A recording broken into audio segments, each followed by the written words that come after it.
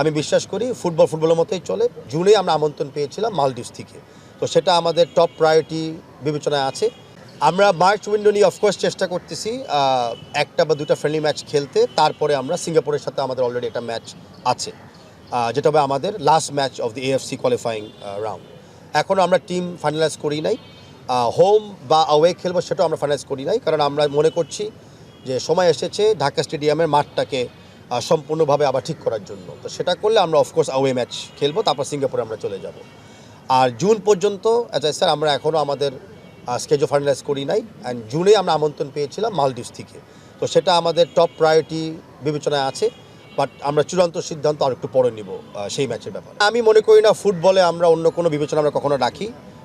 ফুটবলের ক্ষেত্রে just November মাসেও আমাদের নেইবারিং দেশ খেলে গিয়েছে। গত মার্চে আমরা গিয়েছিলাম ফুটবল ফেডারেশন হিসাবে খেলার জন্য। তাই আমি মনে করি না যে অন্য কোনো অ্যাসাম্পটিভ কোয়েশ্চেন করাটা ফুটবলের ক্ষেত্রে সমীচীন হবে। আমি বিশ্বাস করি ফুটবলের মতোই চলে, আর অল ফুটবল প্লেয়ার্সরা ফুটবলের সাথে খেলবে। সকল সিদ্ধান্ত বিভিন্ন কমিটির মাধ্যমে হয়। বর্তমানে ন্যাশনাল টিমস কমিটির মিটিং আমরা এখনো করতে পারি নাই। আই এম শিওর সেই কমিটি মিটিংয়ে যে চূড়ান্ত সিদ্ধান্ত হবে আপনারা সেটাও জেনে যাবেন।